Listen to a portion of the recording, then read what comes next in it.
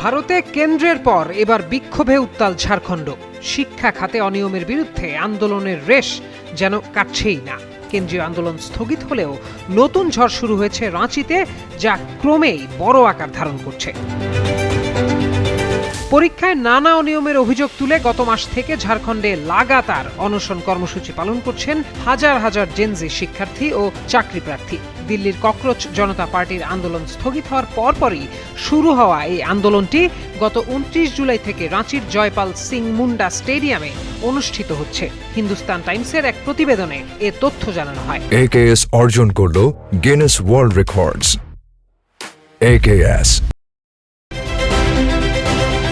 বিশেষ করে 14তম জেপিএসসি civil services পরীক্ষায় ব্যাপক অনিয়মের অভিযোগ এনেছেন ঝাড়খণ্ডের আন্দোলনকারীরা। মঙ্গলবার নতুন করে 5 জন শিক্ষার্থী আমরণ অনশনে যোগ দিলে এই আন্দোলনের তীব্রতা বহু গুণ বেড়ে যায়। শিক্ষার্থীদের প্রাথমিক আন্দোলনের পর থেকেই এই অনশন কর্মসূচি শুরু হয়। তার উপর সম্প্রতি সিজেপির প্রতিষ্ঠাতা অভিজিৎ দীপকে আন্দোলনকারী শিক্ষার্থীদের প্রতি পূর্ণ সংহতি প্রকাশ করায় এই প্রতিবাদ দেশ জুড়ে আরও দৃষ্টি আকর্ষণ করেছে। আন্দোলনকারী ছাত্র নেতাদের সঙ্গে ভিডিও কলে কথা বলেছেন অভিজিৎ। জানিয়েছেন সিজেপি ঝাড়খণ্ডের সকল শিক্ষার্থীর পাশে আছে এবং তাদের যৌক্তিক দাবির প্রতি পূর্ণ সমর্থন জানাচ্ছে। সারা দেশ থেকেই ব্যাপক সমর্থন পাচ্ছে এই আন্দোলন। দেশের বিভিন্ন শহর থেকে সাধারণ মানুষ অনলাইন ডেলিভারি অ্যাপের মাধ্যমে আন্দোলন স্থলে অবস্থানরত শিক্ষার্থীদের জন্য খাবার ও প্রয়োজনীয় সামগ্রী পাঠাচ্ছেন। এছাড়া অল ইন্ডিয়া স্টুডেন্টস অ্যাসোসিয়েশনের ঝাড়খণ্ড শাখা রাজ্য স্তরের বিভিন্ন সরকারি নিয়োগ পরীক্ষার প্রশ্ন ফাঁসের বিরুদ্ধে বিক্ষোভ প্রদর্শন করেছে।